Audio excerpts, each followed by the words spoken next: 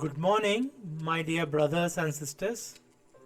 దేవుని నామంలో మీ అందరికీ మరి ఒకసారి సుస్వాగతం. 365 రోజుల్లో పరిశుద్ధ గ్రంథము అని ఈ శీర్షకు. ఇది 8వ దినము. ఇవాళ మన పాఠ్యభాగము ఆదికాండము 21వ అధ్యాయము, 22వ అధ్యాయము, 23వ అధ్యాయములు.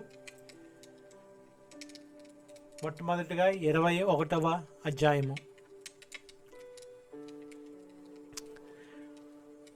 హాగరు మళ్ళీ తిరిగి వచ్చేసింది, అబ్రాహాముతో ఉంది. మరి అబ్రహాము దేవుడు చెప్పినట్లు ఆ వాగ్దానాన్ని గురించి కనిపెడుతూ ఉన్నాడు. మరైతే ఆ ముగ్గురు దేవదూతలు వచ్చి అబ్రహాంతో మరి ఒకసారి మళ్ళీ ఈ దినానికి మీ ఆవిడకి కొడుకు పుడతాడు అని వాగ్దానం చేశారు. యెహోవా ఆయన చెప్పినట్లే సారాను దర్శించారు.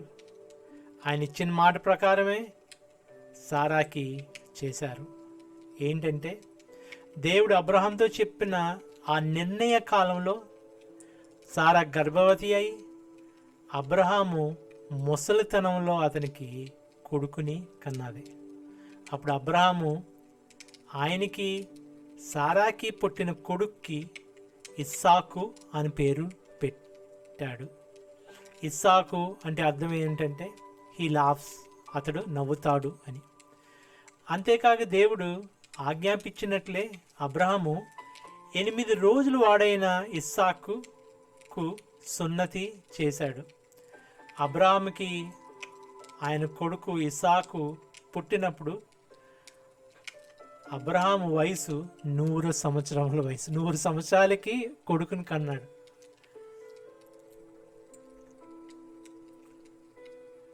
అప్పుడు సారా, దేవుడు నాకు నవ్వు కలగజేశారు, వినేవాళ్ళంతా నాతో పాటు నా విషయమై నవ్వుతారు అనుకుంది.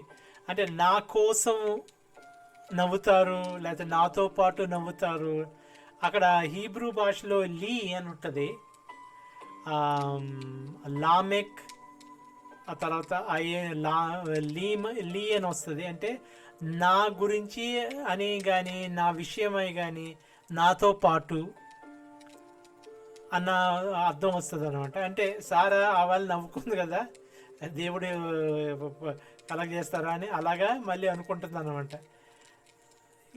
అందరూ నా గురించి నవ్వుకుంటారు ఇప్పుడు. అంటే ఆనందంగా ఉంది ఇప్పుడు. మరి పిల్లోడు పుట్టిస్తాడు చాలా కాలం తర్వాత, ఆనందంగా ఉంది.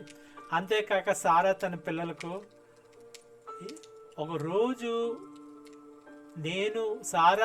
అంతేకాక సారా ఇలాగ అనుకుంటుంది అనమాట, సారా తన పిల్లలకు ఒక రోజు పాలిస్తుందని ఎవరు అబ్రహాంతో చెప్పగలిగారు అంటే, ఇంగ్లీష్లో అయితే కరెక్ట్గా మీనింగ్ తెలుస్తుంది, who would have told, who would have believed అన్నట్టు అర్థం.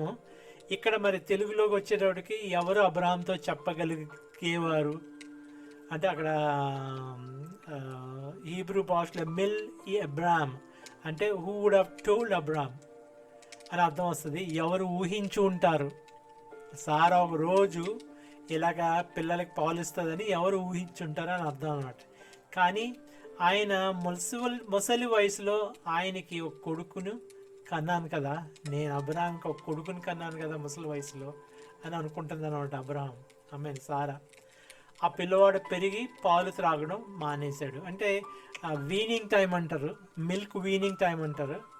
అదొక సెలబ్రేషన్ కింద సెలబ్రేట్ చేస్తారంటే, పాలు మానేసి సరిగ్గా ఈ మనం అయితే ఫారెక్స్ ఇవన్నీ పెడతాం, ఆ టైము ఒక సెలబ్రేషన్ కింద సెలబ్రేట్ చేస్తారు. ఆ టైం వచ్చేటప్పటికి ఇస్సాకు పాలు విడిచిన రోజు అబ్రహాము గొప్ప విందు చేశాడు.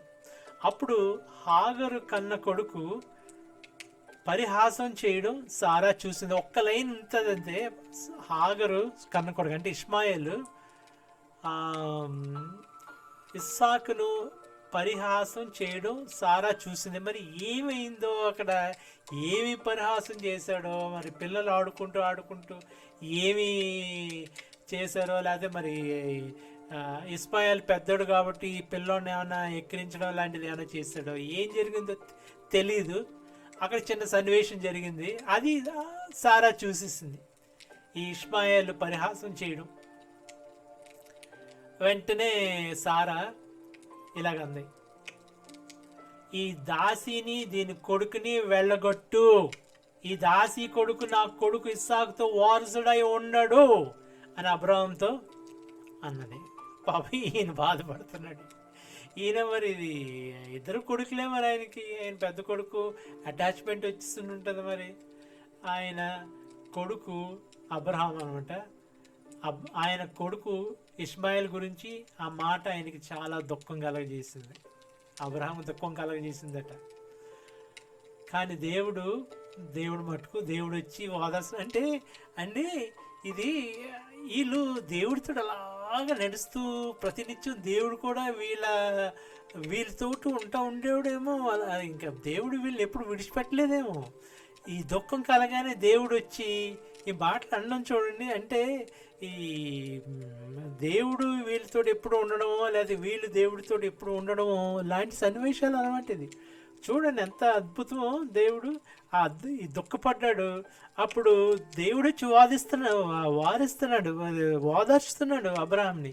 కానీ దేవుడు ఏమంటున్నాడంటే, ఈ చిన్నోడు గురించి, నీ దాసి గురించి నువ్వు దుఃఖపడొద్దు. సారా నీతో చెప్పిన అన్ని విషయాల్లో ఆమె మాట విను.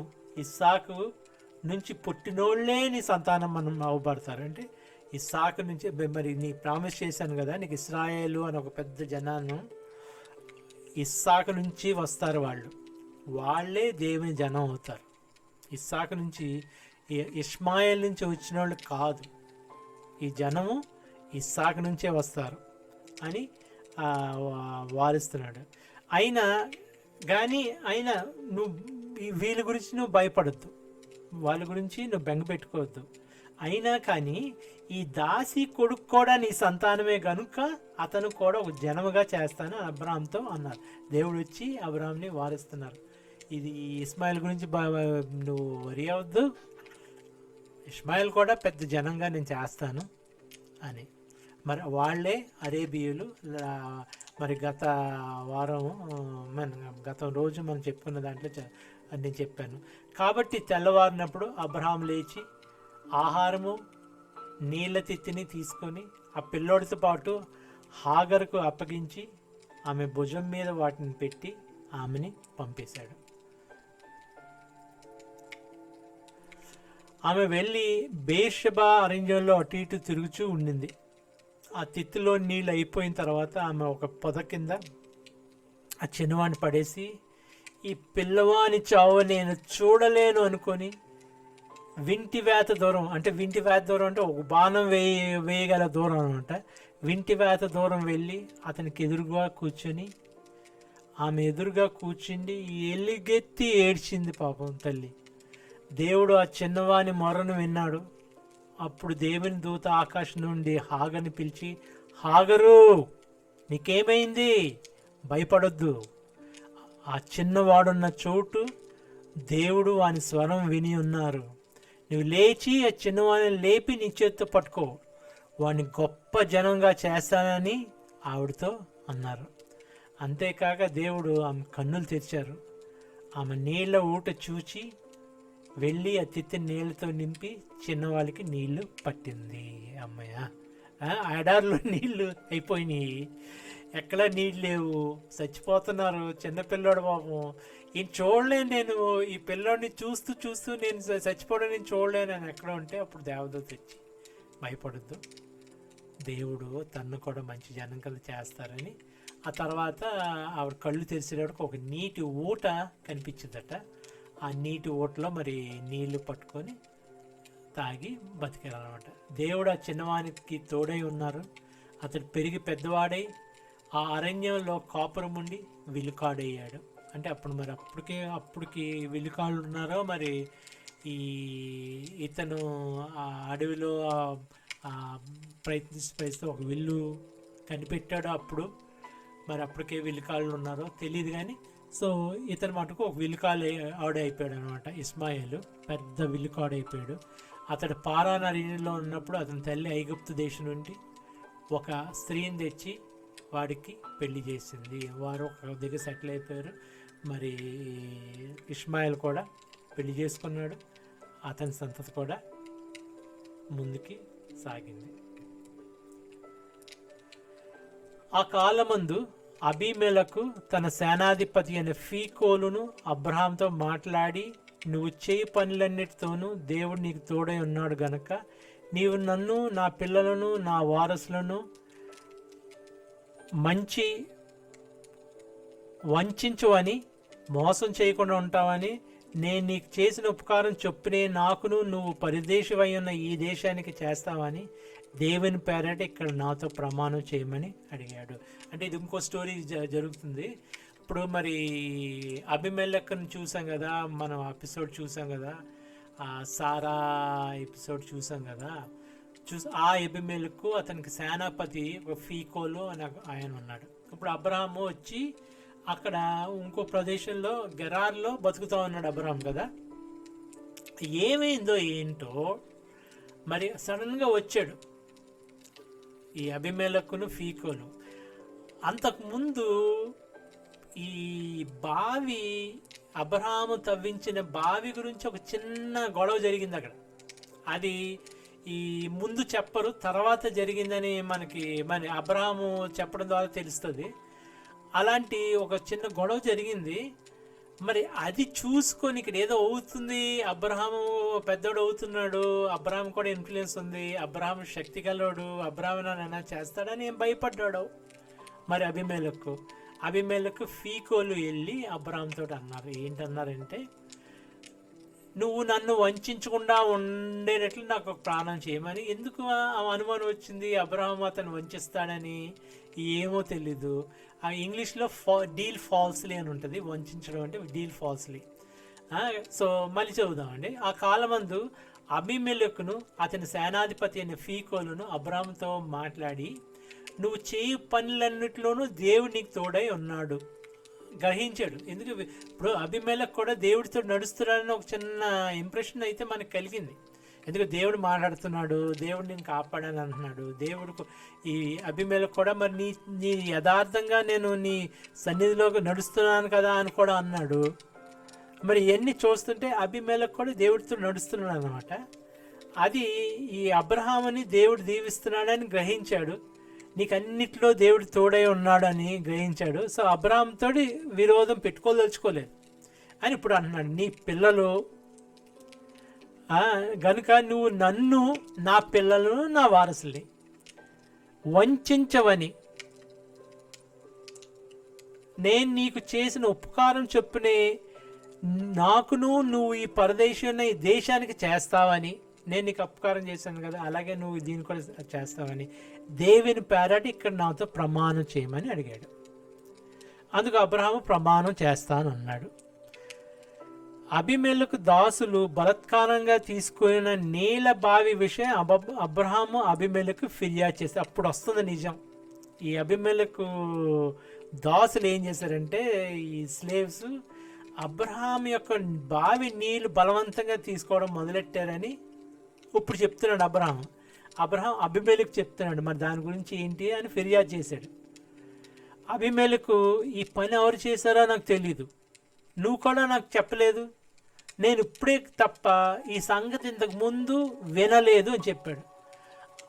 అప్పుడు అబ్రహాము గొర్రెలను గొడ్లను తెప్పించి అబీమెలెకు ఇచ్చాడు. వారిద్దరు ఇట్లు ఒక నిబంధన చేసుకున్నారు. తర్వాత అబ్రహాము తన గొర్రెల మందలో నుండి 7 మగపిల్లలను వేరుగా ఉంచాడు. ఇవన్నీ ఇచ్చిన తర్వాత అబ్రహాం ఒక 7 గొర్రెల్ని వేరుగా చేశారు. అది అబీమెలెకు అర్థం కాలేదు, ఏంటిది అని ఆలోచిస్తున్నాడు. అదే అడిగాడు. దానికి ఏంటి ఈ 7 గొర్రెలను ఎందుకు వేరుగా ఉంచామని అడిగాడు. దానికి అబ్రహాము, నేనే ఈ బావిని తవ్వించానని ఒక రుజువుగా ఈ 7 గొర్రెలను నా దగ్గర నుండి నువ్వు తీసుకోవాలి అని చెప్పాడు. అంటే అబ్రహాము ఎవరి దగ్గర ఉత్తనే తీసుకోడు అన్నమాట అని ఒక ఇది, నేను తవ్వించాను, నీ ప్రదేశం కాదంటలేదు, ఇదిగో నువ్వు 7 గొర్రెలు తీసుకొని ఒక ఒప్పందం చేసుకుందాం, నేనే ఈ బావి నాది అని ఒక రుజువులాగా 7 తీసుకో. అక్కడ వాళ్ళిద్దరూ అలా ప్రమాణం చేసుకున్నారు. కాబట్టి ఆ చోటు బేర్షెబా అని అనబడింది. అంతకుముందు చెప్పాను కదండి, బేర్ అంటే నుయ్య అని, షెబా అంటే ప్రమాణము, అది వాగ్దానపు బావి. వాగ్దానపు బియరు అంటే, బియర్ అంటే బావి, వాగ్దానపు బావి. అదే కాకుండా 7 గొర్రెలు ఇచ్చాడు కాబట్టి 7 బావి, వెల్ ఆఫ్ 7 అంటే 7 బావి అంటే మరి తెలుగులో మనకి సరిగ్గా కుదరలేదు అక్కడ. వెల్ ఆఫ్ 7 అంటే ఈ 7 బావి అని అనుకోవచ్చు, లేకపోతే వాగ్దాన బావి. బేర్షెబా అంటే దాని అర్థం అదండి. బేర్షెబాలో వారు చాలా అలా ఒక నిబంధన చేసుకున్న తర్వాత అబీమెలెకు లేచి తన సేనాధిపతి అయిన ఫీకోల్తో ఫిలిప్తీయుల దేశానికి తిరిగి వెళ్ళిపోయాడు. అబ్రహాం బేర్షెబాలో ఒక చింత చెట్టు నాటి అక్కడ నిత్య దేవుడైన యెహోవా పేరట ప్రార్థన చేశాడు. అబ్రహాము ఫిలిస్తీయుల దేశంలో అనేక దినములు పరదేశిగా ఉన్నాడు. ఆ టామరిస్క్ ట్రీ అని ఉంది, మరి నైవే చూశాను, మరి మిగతా సెయింట్ జేమ్స్ వర్షన్ కూడా చూశాను. ఏంటంటే టామరిస్క్ ట్రీ అని ఉంది. టామరిస్క్ ట్రీ అంటే మరి చింత చెట్టు అనే మరి అర్థం. సో తెలుగులో ఇంకో చెట్టు అనేది తెలుగు బైబిల్లో ఉంది, కానీ ఇది చింత చెట్టు అని ఇంగ్లీష్లోను మరి హీబ్రూ బైబిల్ కూడా చూస్తే మరి దానికి అర్థం వచ్చేలా టామరిస్క్ అనే ఉంది. సో అక్కడ అబ్రహాం బేర్షెబాలో ఒక చింత చెట్టు నాటి అక్కడ నిత్యదేవుడైన యెహోవా పేరట ప్రార్థన చేశాడు. అబ్రహాం ఫిలిస్తీయుల దేశంలో అనేక దినములు పరదేశిగా ఉన్నాడు. ఇదండి మరి 21వ అధ్యాయం యొక్క సారాంశం. మీరు అందరికీ అర్థమైంది అనుకుంటున్నాను. మరి 22వ అధ్యాయం సారాంశం ఏంటో కూడా చూద్దాం. ఆ సంగతులు జరిగిన తర్వాత దేవుడు అబ్రహామును పరిశోధించారు. అంటే దేవుడు పరీక్ష పెట్టారు అబ్రహాంకి. ఎలాగంటే ఈ పరీక్ష ఎలాగంటే, ఆయన అబ్రామా అని పిలవగా అతడి చిత్తం ప్రభువా అన్నాడు. అప్పుడు ఆయన, నీకు ఒకే ఒక్క కొడుకైన ఇస్సాకు, నువ్వు ప్రేమించే ఇస్సాకుని తీసుకొని మొరియా దేశానికి వెళ్ళి అక్కడ నేను నీతో చెప్పబో పర్వతంలో ఒక దాని మీద దహన బలిగా అతన్ని అర్పించాలి అని చెప్పారు. కొడుకుని దహన బలిగా అర్పించాలి అని చెప్పారు. అప్పటికి దహన బలులు అంటూ ఉండేవి. మోసే టైంలో ఎలా చేయాలని చెప్పారు, కానీ అప్పటికి ఈ దహన బలులు ఉన్నాయి అని మనం తెలుసుకుంటున్నాం ఇక్కడ.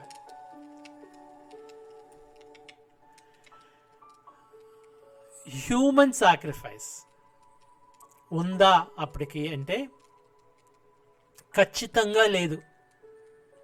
మనుషుల్ని బలిచ్చే ఒక ఆచారం అయితే అప్పటికి లేదు.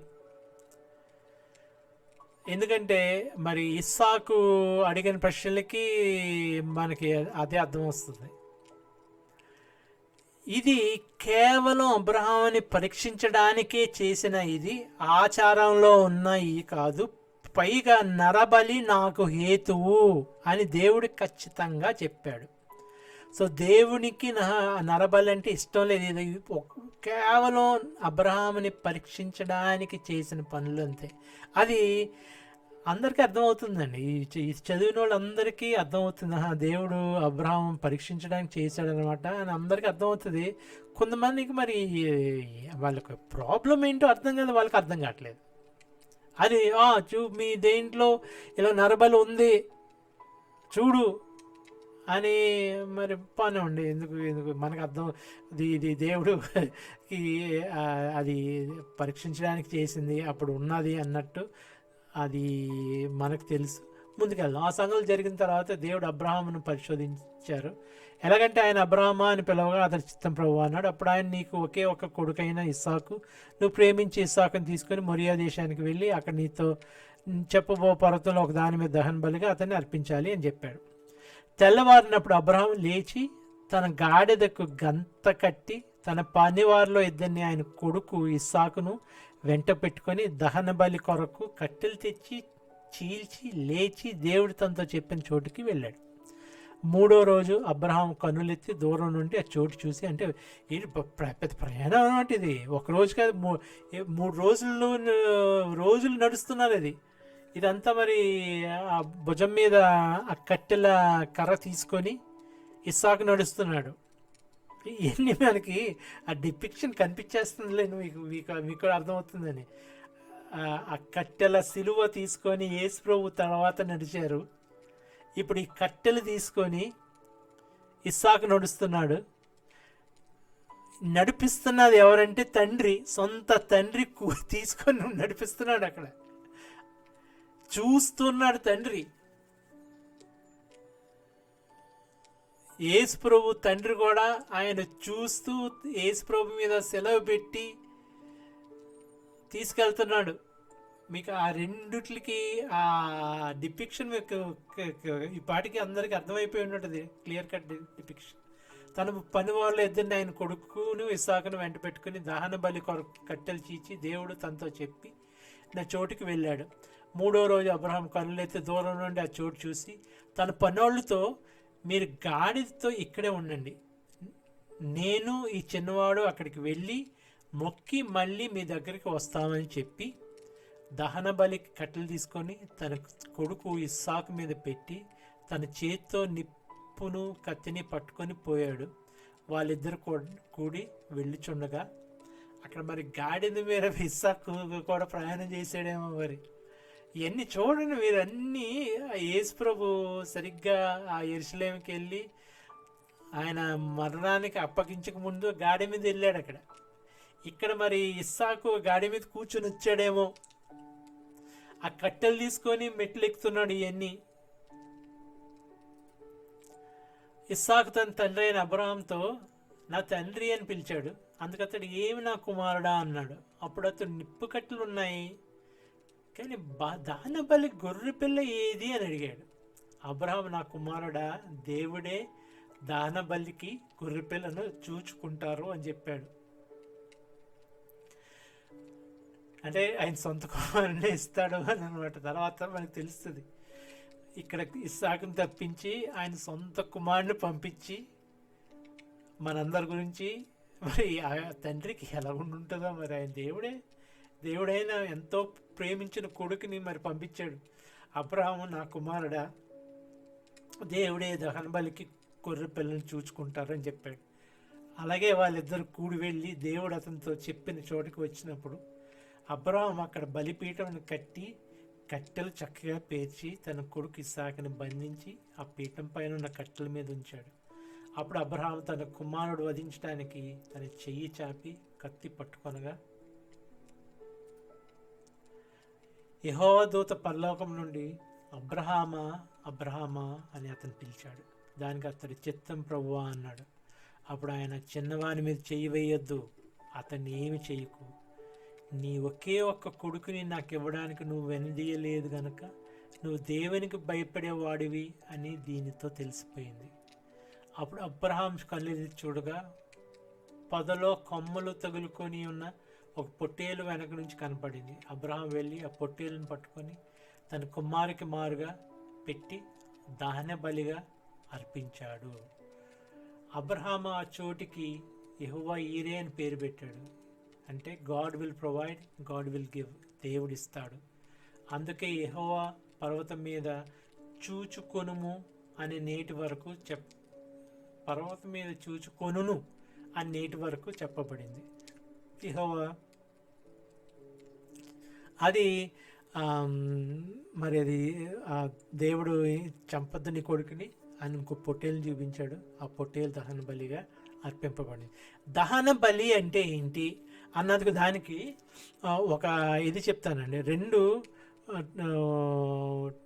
రకాల బలులు ఉన్నాయి, అంటే 5 రకాలు ఉన్నాయి. అందులో ఈ 2కి వ్యత్యాసం ఏంటంటే, ఒకటి సిన్ ఆఫరింగ్ అంటారు.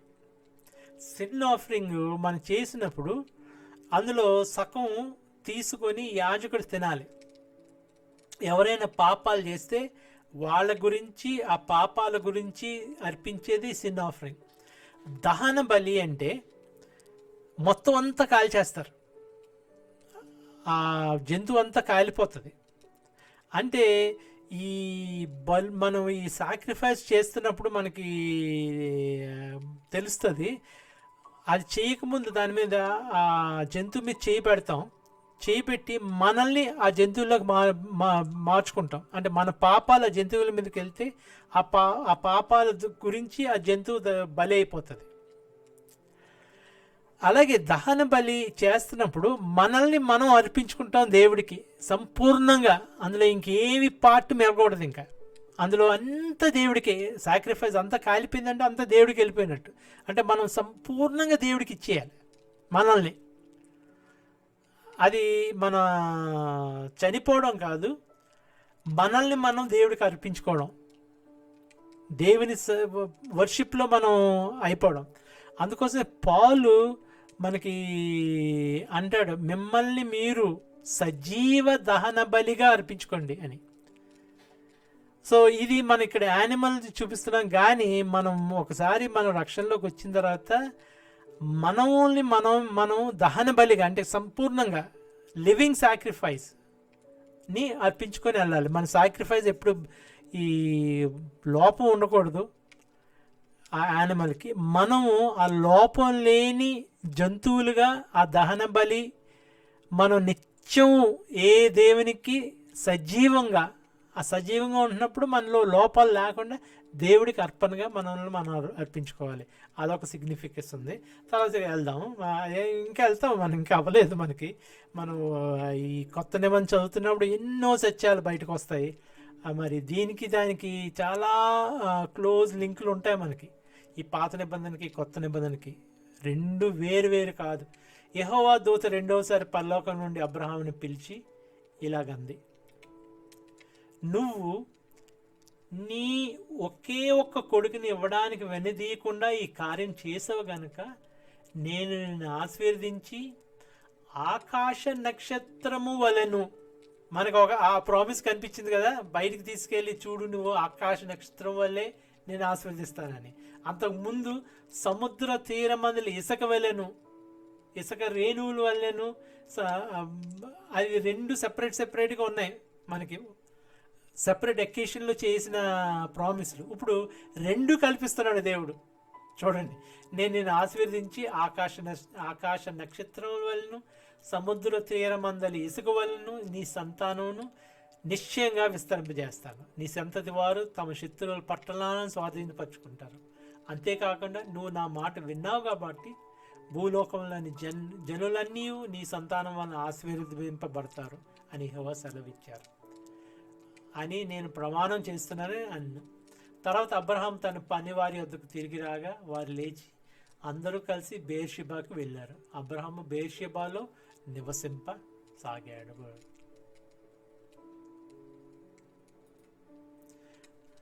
ఆ సంగతులు జరిగిన తర్వాత అబ్రహాముకు తెలపబడినది ఏమనగా, మిల్కా అను ఆమెయు నీ సహోదరుడు నాహోరునకు పిల్లలు కన్నది. మరి అబ్రహాంకి ముగ్గురు పిల్లలు కదా, ముగ్గురు అన్నదమ్ములు. అంటే అబ్రహాం ఫాదర్ తెరఫుకి ముగ్గురు అన్నదమ్ములు. ఒకటి అబ్రహాము, 2 హారాను, 3 నాహోరు. హారాన్ చచ్చిపోతాడు. తండ్రి చనిపోకముందే హారాన్ చచ్చిపోతాడు. హారాన్ కొడుకి లోతు. హారాన్ కూతుర్నే మళ్ళీ మిల్కాని అబ్రహాము ఇంకో తమ్ముడు నాహోర్ పెళ్లి చేసుకుంటాడు. ఈ నాహోర్కి మిల్కాకి కొడుకులు కూడా పుడతారు. వాళ్ళు ఎవరంటే అతని పెద్ద కొడుకు ఊజు, అతని తమ్ముడు బుస్, ఆరాము తండ్రి అయిన కెమూయేలు, కెసదు, హజో, షిల్దాషు, ఇద్లాపు, బెతూయేలు. ఈ బెతూయేలు ఇప్పుడు అసలు స్టోరీలోకి వస్తాడనమాట. ఈ ఆరామీయులు అని మన తర్వాత కనిపిస్తుంది. అందుకోసం ఆరాం గురించి చెప్పారు, మిగతా కొడుకుల గురించి ఏం చెప్పలేదు. అంటే కొడుకుల గురించి. బెతూయేలు రిబ్కాన్ కనేను. ఎందుకు పర్టికులర్గా ఈ రిబ్కాని మనకి చూపిస్తున్నాడు, ఇప్పుడు రిబ్కాన్ గురించి మెన్షన్ చేస్తున్నాడు అంటే మన తర్వాత తెలుస్తుంది. ఆ 8 మందిని మిల్కా అబ్రహాం సహోదరుడికి నాహోరుకు కనెను. మరియు రయుమాను అతని ఉపపత్నియు తెబహును, గహామును, తహషును, మైకాను కనెను. ఇది మన 22వ అధ్యాయము. మరి 23వ అధ్యాయంకి వెళ్దాము. మరి మహాతల్లి సారా ముసలిదైపోయింది, పిల్లల్ని కన్నది. మరి ఈ అధ్యాయంలో మరి ఆ తల్లి మరణం చూస్తాము. మన మన మూల పురుషుని భార్య, మరి ఇంగ్లీష్లో మ్యాట్రియాక్ అంటారు, మరి అబ్రహాం ప్యాట్రియాక్ అంటారు ఇంగ్లీష్. మరి సారా ఈజ్ అ మ్యాట్రియాక్. తెలుగులో మరి ఏమంటారు మ్యాట్రియాక్ని అంటే నేను చెప్పలేను. అది మూల పురుషుడే ఎదుర్కొనేటికి నాకు చాలా సమయం పట్టిస్తుంది. ప్యాట్రియాక్ అంటే మూల పురుషుడని, మరి మ్యాట్రియాక్ అంటే మూల తల్లి అని ఏమో వస్తుందేమో నాకు అర్థం తెలీదు, కానీ మ్యాట్రియాక్ అంటారు. మరి ఆవిడ ఈ స్టోరీ చూద్దాం. సారా 120 ఏళ్ళు బతికింది. 120 ఏళ్ళు. అప్పటికి దేవుడు మరి వాయిస్ తగ్గించాడని చెప్పారు కదా. అప్పుడు 950 969 ఏళ్ళు మెతుషెలా బతికాడని. అప్పటి నుంచి దేవుడు ఈ నోవా టైంలో తగ్గించాడు. ఇప్పుడు మరి 120కి మరి సారా చనిపోయింది. సారా కానాను దేశంలో హెబ్రోన్ అనే కిర్యత్ అర్బాలో చనిపోయింది. అప్పుడు అబ్రహాము సారా కోసం వాడి కోసం ఏడవడానికి వచ్చాడు. తర్వాత అబ్రహాం చనిపోయిన తన భార్య ముందు నుంచి లేచి హేతు కుమారులను చూచి, అంటే మరి పాతి పెట్టాలి కదా సారాని, అక్కడి నుంచి లేచి ఈ పట్టణపు ద్వారం దగ్గరికి వచ్చాడు. గవని అంటారు, పట్టణపు గవని అంటారు. అక్కడ ఆ గేట్వే దగ్గర ఎప్పుడు అదొక ఇదనుకుంటాను, అందరూ పెద్దలు అందరూ కూర్చొని ఉండడం ఒక ఆనవాయితీ అనుకుంటాను. ఇప్పుడు వెళ్ళినప్పుడు అక్కడికి వెళ్ళి తర్వాత అబ్రహాము చనిపోయిన తన భార్య ముందు లేచి హేతు కుమారులను చూచి, అంటే అక్కడికి వెళ్ళాడు అనమాట. మీ మధ్యన నేను పరవాసిగా ఉన్నాను. చనిపోయిన నా భార్యను పార్టీ పెట్టడానికి మీ ఆస్తిలోంచి నాకు ఒక శ్మశాన భూమిని స్వాస్యంగా ఇవ్వండి అని అడగ్గా, హేతు కుమారులు, అయ్యా మా మాట వినండి. అంటే ఇంగ్లీష్లో లిసన్ టు అస్ అని ఒక మాట ఉంటుంది. అది మరి తెలుగులో మరి మాట వినండి అని అనడం అంత మనకు కనిపించదు. కానీ వీళ్ళు పంజాబీలు గల్సును అంటుంటారు. మరి గల్సును మాట విను అని అదొక ఫ్రేజ్ ఉంది. ఇంగ్లీష్లో లిసన్ టు మీ అంటుంటారు. అలాగా మా మాట వినండి అని ఈ ట్రాన్స్లేషన్ వచ్చేటికి అది అచ్చ తెలుగులో మరి మాట వినండి అంటే మనకి మాట వినండి అంటే అది యూజువల్గా మన తెలుగులో అనము. సో వీళ్ళు అంటున్నారు అనమాట. అంటే అదొక మర్యాదగా అని, మాట విను అంటే నువ్వు వెంటలేదు విను అని కాదు. అక్కడ అదొక ఫ్రేజ్, లిసన్ టు అస్ అని. హేతు కుమారులు, అయ్యా మా మాట వినండి, మీరు మా మధ్య మహారాజులా నివసించారు. అంటే అబ్రహాం ఎలా నివసించాడో మనకి అక్కడ అర్థమవుతుంది అన్నమాట. మీరు ఒక మహారాజులా నివసించారు. మా శ్మశాన భూముల్లో అతి శ్రేష్టమైన దాంట్లో చనిపోయిన మీ భార్యను పాతి పెట్టండి. నిశ్చయంగా ఏమి అభ్యంతరంగా పాతి పెట్టుకోండి, మేమేమి అనం. మీ చనిపోయిన మీ భార్యను పాతి పెట్టడానికి మాలో తన శ్మశాన భూమి ఈయనొల్లని వాడు ఎవడూ లేడు. అందరూ విల్లింగ్గానే ఉన్నారు. లేడని అబ్రహాముకు జవాబిచ్చారు. అప్పుడు అబ్రహాం లేచి ఆ దేశ ప్రజలని హేతు కుమారులకు సాగిలపడి, అలాగైతే నా మాట వినండి, నాకు చిన్న ప్లాన్ ఉంది, మరి అది వినండి. మరి మీరు అలాగ అనుకుంటే నేను ఒక చిన్నది అడుగుతాను, రిక్వెస్ట్ ఉంది, నేను అడుగుతున్నాను, చేయమండి. సోహోర్ కొడుకైన ఎఫ్రాను తన పొలము చివరిలో ఉన్న మక్పేలా గుహను నాకు ఇచ్చేలాగా నా కోసం అదంతో మనవి చేయండి. అక్కడ మక్పేలా అని ఒక ఊరు, ఒక గుహ ఉంది, అందులో పాతి పెట్టాలనుకుంటున్నాను. మరి అది ఎఫ్రానుకి చెందిన ఇది. ఎఫ్రాన్ ఎవడంటే సోహోర్ కొడుకు. మరి అతనితోటి కొద్దిగా మీరు చెప్పగలిగితే ఆ గుహ నాకు ఇమ్మని, మరి నాకు చాలా సాయం చేసిన వాళ్ళు అవుతారు అన్నట్టు అన్నాడు అనమాట. మీ మధ్యలో శ్మశాన భూమిగా ఉండడానికి పూర్తి వెలకు అతడు దానిని నాకు స్వాస్యంగా ఇవ్వాలి అని వారితో అన్నాడు. అది నాకు అమ్మేలాగా చూడండి, నాకు ఫ్రీగా ఇవ్వద్దు, నాకు ఉచితంగా వద్దు, నాకు దాన్ని అమ్మేలాగా అతన్ని అడగండి అన్నాడు. కానీ అక్కడ ఏమైందంటే గమ్మత్తుగా ఆ ఎఫ్రాన్ అక్కడే ఉన్నాడు. తెలియలేదు అబ్రహాంకి అక్కడ ఎఫ్రాన్ ఉన్నాడు. చూడండి ఇక్కడ. అప్పుడు ఎఫ్రాను హేతు కుమారుల మధ్యనే కూర్చొని ఉన్నాడు. ఎఫ్రాన్ అక్కడే ఉన్నాడు. దానికి హిత్తూడైన ఎఫ్రాను తన ఊరి గవిని ప్రవేశించి వారందరి ఎదుట హేతు కుమారులకు వినపడినట్లు అబ్రహాంతో చెప్పిన జవాబు ఏమిటంటే, అంటే అది ఊరి గవిని అంటే ప్రతి ఊరికి పెద్ద వాల్ కడతారండి, పెద్ద గోడ కడతారు ప్రతి ఊరికి. దాన్ని ప్రొటెక్ట్ చేసుకోవడానికి కొద్దిగా డబ్బులున్న ఊరు ఉందంటే దానికి ఒక పెద్ద గోడ కడతారు. దానికి ఒక పెద్ద గుమ్మం ఉంటుంది. అందులోంచే ఈ బయట నుంచి ఎవరైనా వచ్చినా ఈ లోపల నుంచి బయటకు వెళ్ళినా అందులోంచి వెళ్తుంటారు. అక్కడ ఈ పెద్దలందరూ కూర్చొని ఉంటారు. సో అక్కడ గట్టిగా అన్నాడంటే వీళ్ళందరికి వచ్చేవాళ్ళకి నేను ఒక సాక్ష్యంలాగా, నేను విట్నెస్ లాగా చెప్తున్నా వినండి అన్నట్టు. సో గట్టిగా వాళ్ళకందరికి వినేలాగా ఈ హిత్తుడైన ఎఫ్రాను తన ఊరి గవిని ప్రవేశించి వారందరి ఎదుట హేతు కుమారులకు వినబడినట్లు అబ్రాహాంతో చెప్పిన జవాబు ఏమిటంటే, అయ్యా అలా కాదు, నా మనవిను, ఆ పొలం నీకు ఇస్తున్నాను, దానిలోనున్న గుహ నీకు ఇస్తున్నాను, నా ప్రజల ముందు అది నీకు ఇస్తున్నాను, చనిపోయిన మీ భార్యను పాతి పెట్టుకో అన్నాడు. అయ్యా మీరు అడగడమా నన్ను, తీసుకోండి, నిర్భంతరంగా తీసుకోండి, అదేమంత ఇది అని అందరికి వినిపించాలి. ఇదిగోండి మీ అందరు ఎదురుగొండే చెప్తున్నాను, నేను మీ అందరు ఎదురుగొండే చెప్తున్నాను, ఇదిగో నేను ఈయనకి ఇస్తున్నాను, ఆ గుహ ఈయనకి ఇచ్చేస్తున్నాను, ఎప్పటి నుంచి ఇది ఆయిందే అన్నట్టు అన్నాడు అనమాట. అప్పుడు అబ్రహాం ఆ ప్రజల ఎదుట సాగిలిపడి, అయితే నా మనవేనండి, అలాగైతే ఇది ఈ చిన్న రిక్వెస్ట్, ఆ పొలం కొంటాను నేను, దాని ఖరీదు నా దగ్గర నుండి తీసుకుంటే నా భార్యను పాతి పెడతాను అని దేశ ప్రజలకు వినబడేలాగా ఎఫ్రాన్తో అన్నాడు. నేను మీ పొలంలో నేను పాతి పెడుతున్నాను, నాకు వద్దు, ఆ కీర్తి నాకు వద్దు, నేను కొంటాను దాన్ని నాకు అమ్మండి అన్నాడు. అందుకు ఎఫ్రాను, అయ్యా నా మాట విను, ఆ భూమి 400 తులముల వెండి ఖరీదు చేస్తుంది, అంటే జస్ట్ అన్నట్టు అంతే, చిన్న ప్రైజ్.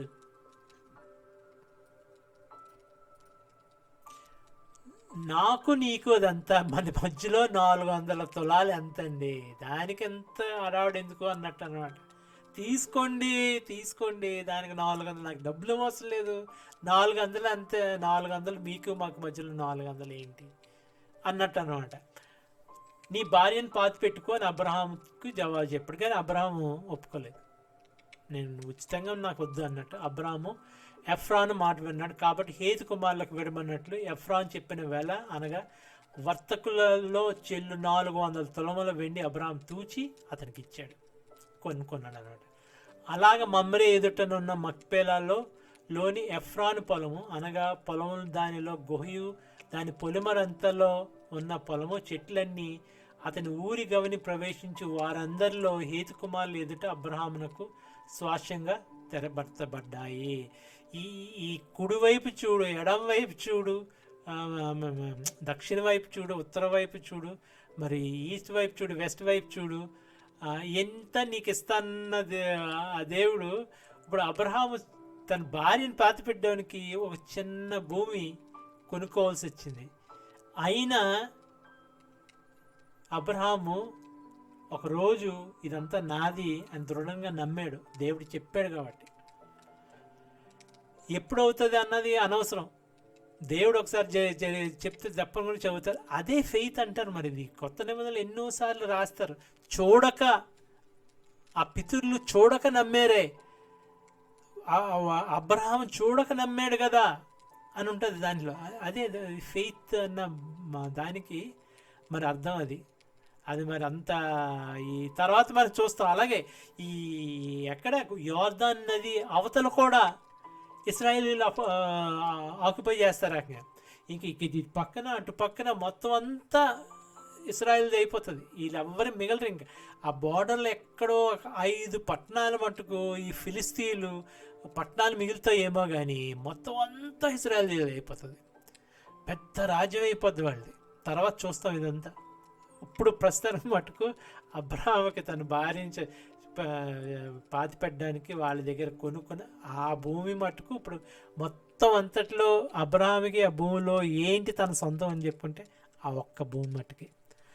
ఆ పొలంలో దానిలో ఉన్న గుహయు హేతు కుమారుల వలన శ్మశానం కొరకు అబ్రహామునకు స్వాస్యంగా స్థిరపరచబడెను. ఇది మరి ఇవాల్టి పాఠము. మరి రేపు మళ్ళీ కలుద్దాము.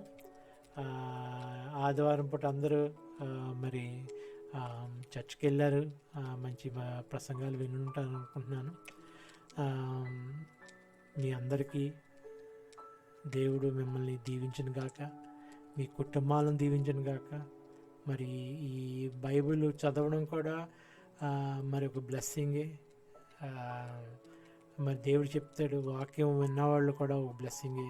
అందులో వాటిని గైకొని వాటిని ఆచరించే వాళ్ళకి కూడా మంచి బ్లెస్సింగ్ అని.